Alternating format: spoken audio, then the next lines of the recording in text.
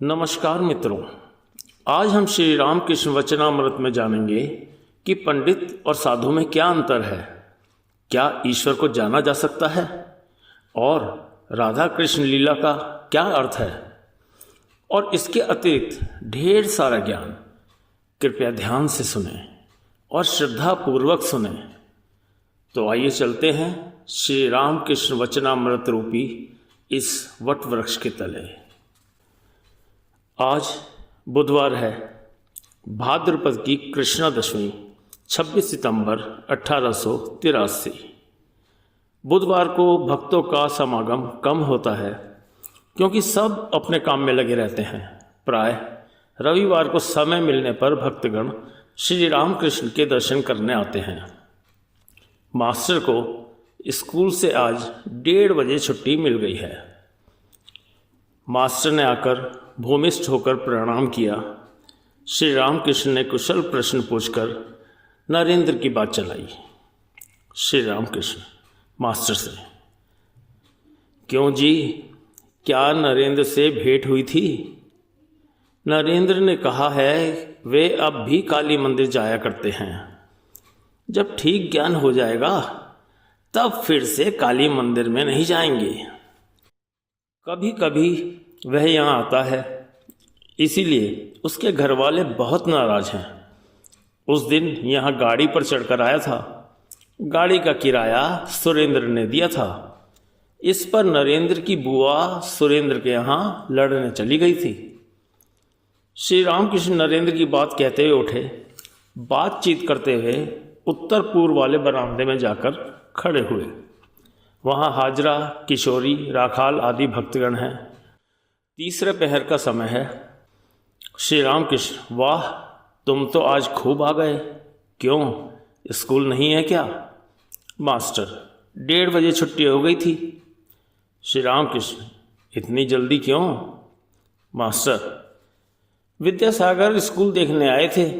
School Vidyasagar का है, इसीलिए उनके आने पर लड़कों को आनंद मनाने के लिए छुट्टी दी जाती है। श्री रामकृष्ण, विद्यासागर सच बात क्यों नहीं कहता? सत्य बोलता रहे और पराई स्त्री को माता जाने। इन दो बातों से अगर राम ना मिले तो तुलसीदास कहते हैं, मेरी बातों को झूठ समझो। सत्यनिष्ठ रहने से ही ईश्वर मिलते हैं। विद्यासागर ने उस दिन कहा था यहाँ आने के लिए, परंतु फिर ना आया। पंडित और साधु में बड़ा अंतर है। जो केवल पंडित है उसका मन कामिनी कांचन पर है। साधु का मन श्री भगवान के पाद पद्मों में रहता है। पंडित कहता कुछ और है और करता कुछ और। साधु की बात जाने दो। जिनका मन ईश्वर के चरणार विंदों में लगा रहता है, उनके कर्म और उनकी बातें और ही होती हैं। काशी में मैंने एक नानक पंथी लड़का साधु देखा था। उसकी आयु तुम्हारे जितनी होगी। मुझे प्रेमी साधु कहता था।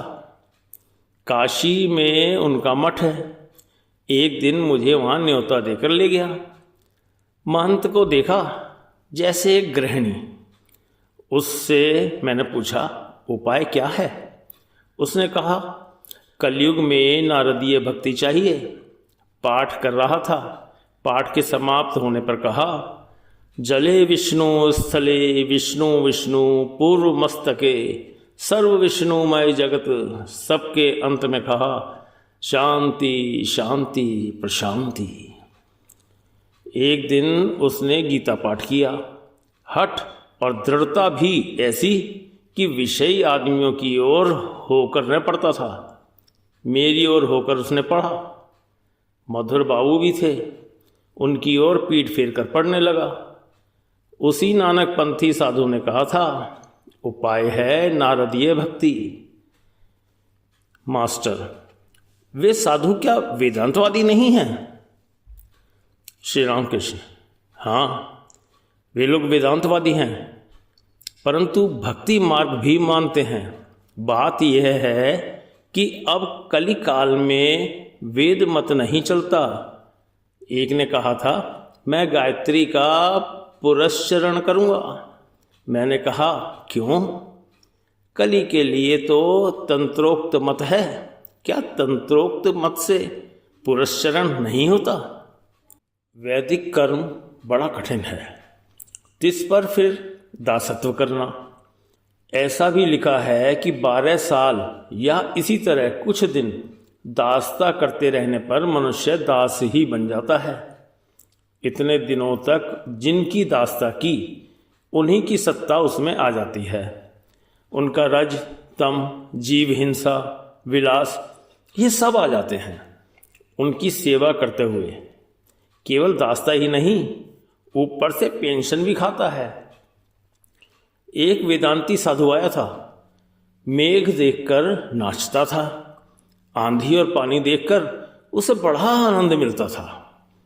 उसके ध्यान के समय अगर कोई उसके पास जाता था तो वह बहुत नाराज होता था। एक दिन मैं गया, जाने पर वह बहुत ही उकताया। वह सदा विचार करता था, ब्रह्म सत्य है, संसार मिथ्या। माया के कारण अनेक रूप दिखाई दे रहे हैं। इसी विचार से वह रोशनी के झाड़ की कलम लिए फिरता था। झाड़ की कलम से देखो तो कितने ही रंग दिख पड़ते हैं, परंतु वास्तव में रंग कोई भी नहीं है। उसी तरह ब्रह्म के सिवाय और कुछ भी नहीं है, परंतु माया और अहंकार के कारण अनेक रूप दिखाई दे रहे हैं। किसी चीज को वह एक बार से अधिक न देखता था, जिससे कहीं माया न लग जाए, आसक्ति न हो जाए। नहाते समय पक्षी को उड़ते हुए देखकर वह विचार करता था, हम दोनों एक साथ जंगल जाते थे। उसने जब यह सुना कि तालाब मुसलमानों का है, तब उसमें से जल नहीं लिया। हलधारी ने उससे व्याकरण के प्रश्न किए। वह व्याकरण जानता था। व्यंजन वर्णों की बात हुई। 3 दिन वहाँ ठहरा था। एक दिन गंगा जी के किनारे पर शहनाई की आवाज़ सुनकर उसने कहा, जिसे ब्रह्म दर्शन होता है उसे इस तरह की आवाज़ सुनकर समाधि हो जाती है। श्री रामकृष्ण साधुओं की बात कहते हुए परमहंस की अवस्था बतलाने लगे। वही बालक की सी चाल, मुंह पर हंसी जैसे एकदम फूट फूट कर निकल रही है। कमर में कपड़ा नहीं, दिगंबर, आंखें आनंद सागर में तैरती हुई। श्री रामकृष्ण फिर छोटे तख्त पर जा बैठे। फिर वहीं मन को मुग्ध कर देने वाली बातें होने लगी। श्री रामकृष्ण मणि से, मैंने न्यांगटा तोतापुरी से वेदांत सुना था। ब्रह्म सत्य है, संसार मिथ्या है। बाजीगर आकर कितने ही तमाशे दिखाता है। आम के पौधे में आम भी लग जाता है, परंतु ये सब तमाशा दिखाने वाला बाजीगर ही सत्य है। मणि, जीवन जैसे एक लंबी नींद है, इतना ही समझता हूँ कि सब ठीक ठीक नहीं देख रहा हूँ। जिस मन में से आकाश को नहीं समझता, उसी मन से संसार को देख रहा हूँ ना। अतएव देखना किस तरह से ठीक होगा? श्री रामकृष्ण, एक तरह और है। आकाश को हम लोग ठीक नहीं देख रहे, जान पड़ता है वह जमीन से मिला हुआ है। अतएव आदमी सत्य कैसे देखे? भीतर विकार जो है, हाँ विकार तो है ही। देखो ना, संसारी जीव आपस में लड़ते हैं, परंतु जिस आधार पर लड़ते हैं वे बेजड़ है। लड़ाई भी कैसी, तेरा ये हो तेरा वह हो, कितनी चिल्लाहट और कितनी गाली गलौज। मणि, जिसकी जैसी बुद्धि है उतनी ही वह सोचता है। मैं सब कुछ समझ गया। आप जैसा कहते हैं, एक चींटी चीनी के पहाड़ के पास गई थी। उसका जब एक ही दाने से पेट भर गया, तब उसने कहा, अब की बार आऊंगी तो पहाड़ का पहाड़ उठा ले जाऊंगी। इस पर श्री रामकृष्ण बोले, उन्हें कौन जान सकता है, मैं जानने की चेष्टा भी नहीं करता। मैं केवल माँ कहकर पुकारता हूँ। माँ चाहे जो करे, उनकी इच्छा होगी तो वे समझाएंगी, और ना इच्छा होगी तो नहीं समझाएंगी। इसमें क्या है, मेरा स्वभाव बिल्ली के बच्चे की तरह है। बिल्ली का बच्चा केवल म्याऊं म्याऊं करके पुकारता है, इसके बाद उसकी माँ जहाँ रहती है वहीं रहता है। कभी कंडोरे में रखती है और कभी बाबू साहब के बिस्तरे पर।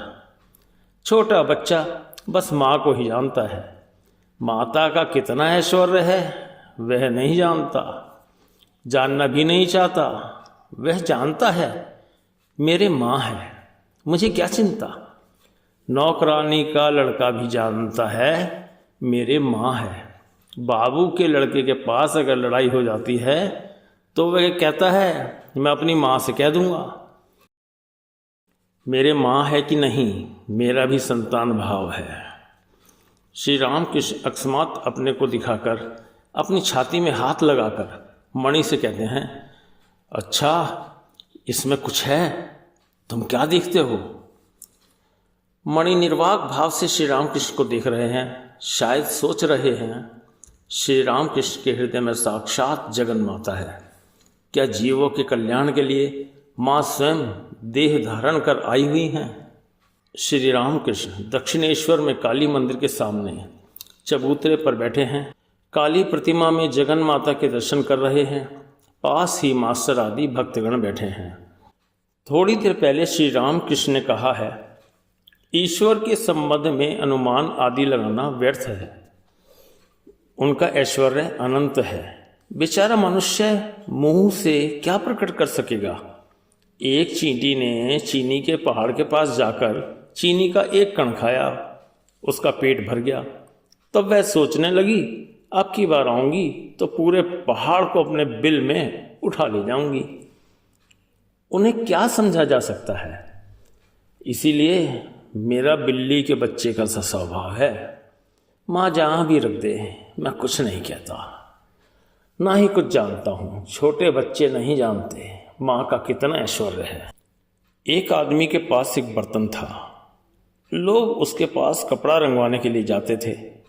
बर्तन में एक रंग तैयार रहता, परंतु जिसे जिस रंग की आवश्यकता होती उस बर्तन में कपड़ा डुबाने से वह उसी रंग का हो जाता।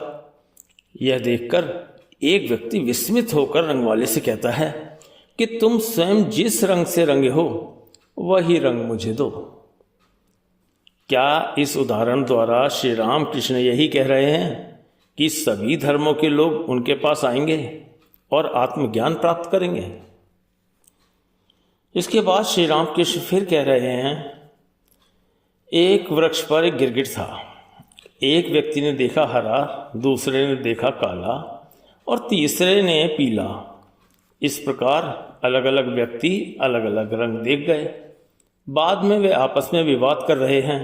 एक कहता है वह जंतु हरे रंग का है, दूसरा कहता है नहीं लाल रंग का, कोई कहता है पीला, और इस प्रकार आपस में सब झगड़ रहे हैं। उस समय वृक्ष के नीचे एक व्यक्ति बैठा था। सब मिलकर उसके पास गए। उसने कहा, मैं इस वृक्ष के नीचे रात दिन रहता हूँ, मैं जानता हूँ वह बहरूपिया है, क्षण क्षण में रंग बदलता है, फिर कभी कभी इसके कोई रंग नहीं रहता। क्या श्री रामकृष्ण यही कह रहे हैं कि ईश्वर सगुण है, भिन्न भिन्न रूप धारण करता है, फिर निर्गुण है, कोई रूप नहीं है। वाक्य मन से परे है और वे स्वयं भक्ति योग, ज्ञान योग आदि सभी पथों से ईश्वर के माधुर्य का रस पीते हैं। श्री रामकृष्ण, और अधिक पुस्तकें ना पढ़ो, परंतु भक्ति शास्त्र का अध्ययन करो। जैसे श्री चैतन्य चरितामृत। असल बात यह है कि उनसे प्रेम करना चाहिए, उनके माधुर्य का आस्वादन करना चाहिए। वे रस हैं और भक्त रसिक। भक्त उस रस का पान करते हैं। वे पद्म हैं और भक्त भौरा। भक्त पद्म का मधु पीता है। भक्त जिस प्रकार भगवान के बिना नहीं रह सकता, भगवान भी भक्त के बिना नहीं रह सकते। उस समय भक्त रस बन जाता है और भगवान बनते हैं रसिक। भक्त बनता है पद्म, और भगवान बनते हैं भौरा। वे अपने माधुर्य का आस्वादन करने के लिए दो बने हैं, इसीलिए राधा कृष्ण लीला हुई है, समझे। तीर्थ, गले में माला, नियम, ये सब पहले पहल करने पड़ते हैं। वस्तु की प्राप्ति हो जाने पर, भगवान का दर्शन हो जाने पर बाहर का आडंबर धीरे धीरे कम होता जाता है और उस समय उनका नाम लेकर रहना और स्मरण मनन करना। ठीक है। 16 रुपयों के पैसे अनेक होते हैं, परंतु जब 16 रुपये इकट्ठे किए जाते हैं तो उतने अधिक नहीं दिखते। फिर उनके बदले में जब गिन्नी बनाई तो कितना कम हो गया। फिर उसे बदलकर यदि छोटा सा हीरा लाओ तो लोगों को पता तक नहीं लगता। गले में माला, नियम आदि न रहने से वैष्णवगण आक्षेप करते हैं। क्या इसीलिए श्री रामकृष्ण कह रहे हैं कि ईश्वर दर्शन के बाद माला, दीक्षा आदि का बंधन उतना नहीं रह जाता, परंतु प्राप्त होने पर बाहर का काम कम हो जाता है। श्री रामकृष्ण कर्ता भजा संप्रदाय वाले कहते हैं कि भक्त 4 प्रकार के होते हैं, प्रवर्तक, साधक, सिद्ध और सिद्ध का सिद्ध। प्रवर्तक तिलक लगाते हैं, गले में माला धारण करते हैं और नियम पालन करते हैं। साधक, इनका उतना बाहर का आडंबर नहीं रहता, उदाहरणार्थ बाउल। सिद्ध, जिसका स्थिर विश्वास है कि ईश्वर है। सिद्ध के सिद्ध, जैसे चैतन्य देव, उन्होंने ईश्वर का दर्शन किया है और सदा उनसे वार्तालाप करते रहते हैं। सिद्ध के सिद्ध को ही वे लोग साईं कहते हैं। साईं के बाद और कुछ नहीं रह जाता। साधक भिन्न भिन्न प्रकार के होते हैं। सात्विक साधना गुप्त रूप से होती है। इस प्रकार का साधक साधन भजन को छिपाता है। देखने से वह साधारण लोगों की तरह जान पड़ता है। मच्छरदानी के भीतर बैठा ध्यान करता रहता है। राजसिक साधक बाहर का आडंबर रखता है। गले में जपमाला, भेष, गेरुआ वस्त्र, रेशमी वस्त्र, सोने के दाने वाली जपमाला, मानो साइन बोर्ड लगाकर बैठा है। वैष्णव भक्तों की वेदांत मत पर अथवा शाक्त मत पर उतनी श्रद्धा नहीं है। श्री रामकृष्ण बलराम के पिता को उस प्रकार के संकीर्ण भाव को त्यागने का उपदेश दे रहे हैं। श्री रामकृष्ण, जो भी धर्म हो, जो भी मत हो, सभी उसी एक ईश्वर को पुकार रहे हैं। इसीलिए किसी धर्म अथवा मत के प्रति अश्रद्धा या घृणा नहीं करनी चाहिए। वेद उन्हें ही कह रहे हैं, सच्चिदानंद ब्रह्म। भागवत आदि पुराण उन्हें ही कह रहे हैं, सच्चिदानंद कृष्ण। और तंत्र कह रहे हैं सच्चिदानंद शिव। वही एक सच्चिदानंद है। वैष्णवों के अनेक संप्रदाय हैं। वेद जिन्हें ब्रह्म कहते हैं, वैष्णवों का एक दल उन्हें अलख निरंजन कहता है। अलख अर्थात जिन्हें लक्ष्य नहीं किया जा सकता, इंद्रियों द्वारा देखा नहीं जा सकता। वे कहते हैं राधा और कृष्ण अलख के 2 बुलबुले हैं। वेदांत मत में अवतार नहीं है। वेदांतवादी कहते हैं राम कृष्ण ये सच्चिदानंद रूपी समुद्र की 2 लहरें हैं, एक के अतिरिक्त 2 तो नहीं हैं। चाहे जिस नाम से कोई ईश्वर को पुकारे, यदि वह पुकार हार्दिक हो तो वह उसके पास अवश्य ही पहुंचेगी। व्याकुलता नहीं रहनी चाहिए। श्री रामकृष्ण भाव में विभोर होकर भक्तों से ये सब बातें कह रहे हैं। अब प्राकृतिस्थ हुए हैं। श्री रामकृष्ण मास्टर के प्रति, अच्छा ये लोग इतना जप करते हैं, इतना तीर्थ करते हैं, फिर भी इनकी प्रगति क्यों नहीं होती? मानो 18 माह का इनका 1 वर्ष होता है। हरीश से कहा, यदि व्याकुलता न रहे तो फिर वाराणसी जाने की क्या आवश्यकता? व्याकुलता रहने पर यहीं पर वाराणसी है। इतना तीर्थ, इतना जप करते हैं, फिर भी कुछ क्यों नहीं होता? व्याकुलता नहीं है। व्याकुल होकर उन्हें पुकारने पर वे दर्शन देते हैं और अवश्य देते हैं। नाटक के प्रारंभ में रंगभूमि पर बड़ी गड़बड़ी मची रहती है।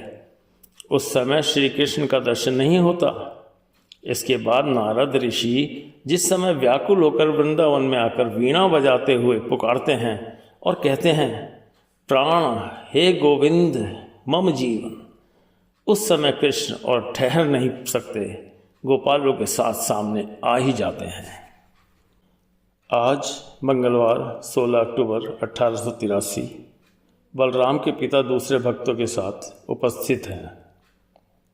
श्री रामकृष्ण, जिनका उदार भाव है वे सभी देवताओं को मानते हैं, कृष्ण, काली, शिव, राम आदि। बलराम के पिता, हाँ, जिस प्रकार एक पति अलग अलग पोशाकों में। श्री रामकृष्ण, परंतु निष्ठा भक्ति एक चीज है। गोपियां जब मथुरा में गईं तो पगड़ी पहने हुए कृष्ण को देखकर उन्होंने घूंघट काढ़ लिया और कहा, ये कौन है? हमारे पीत वस्त्रधारी मोहन चूड़ा वाले श्री कृष्ण कहाँ हैं? हनुमान की भी निष्ठा भक्ति है।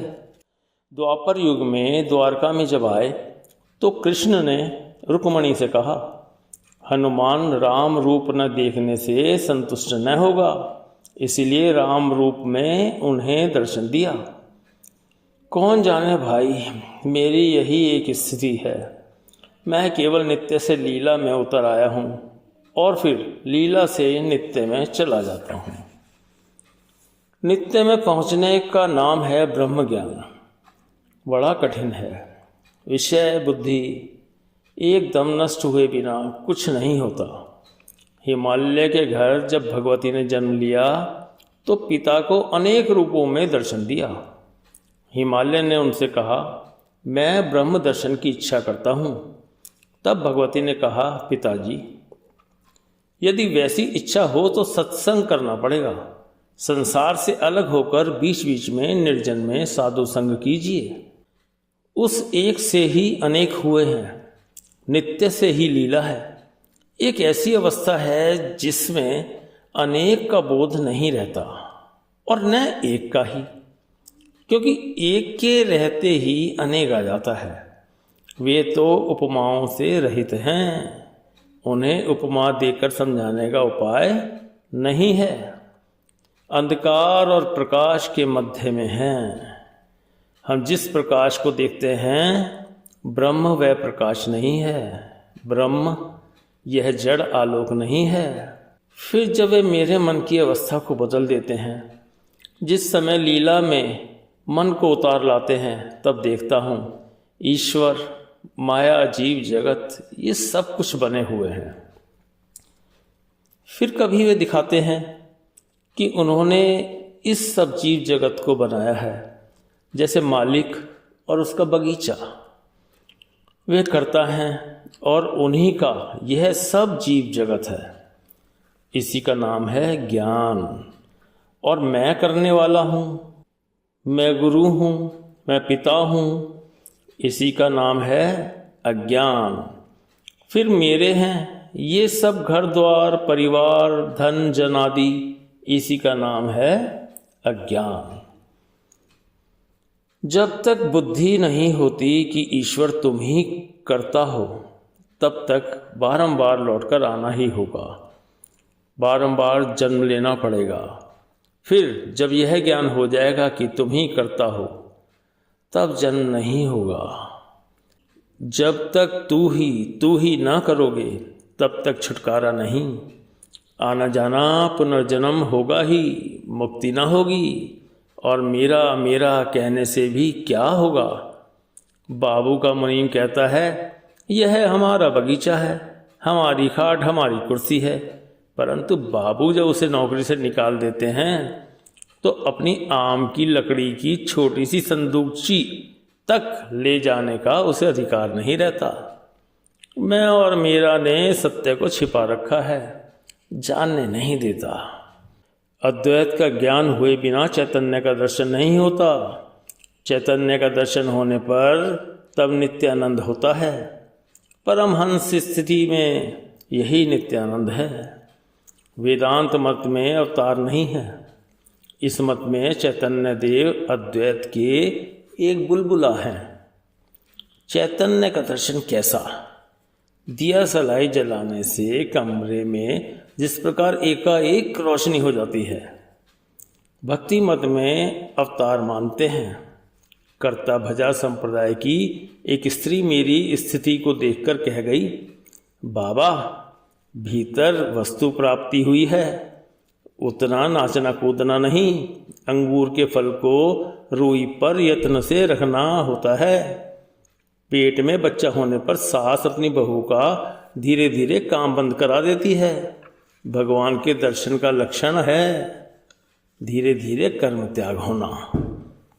मेरे खाते समय वह कहती थी, बाबा तुम खा रहे हो या किसी को खिला रहे हो? इस अहम ज्ञान ने ही आवरण बनाकर रखा है। नरेंद्र ने कहा था, यह मैं जितना जाएगा उनका मैं उतना ही आएगा। केदार कहता है, घड़े के भीतर जितनी ही मिट्टी अधिक रहेगी अंदर उतना ही जल कम रहेगा। कृष्ण ने अर्जुन से कहा था, भाई अष्ट सिद्धियों में से एक भी सिद्धि के रहते तक तुम मुझे ना पाओगे। उससे छोटी सी शक्ति अवश्य मिल जाती है, पर बस केवल उतना ही। कुटिका सिद्धि, झाड़ फूंक, दवा देना इत्यादि से लोगों का कुछ थोड़ा बहुत उपकार भर हो जाता है।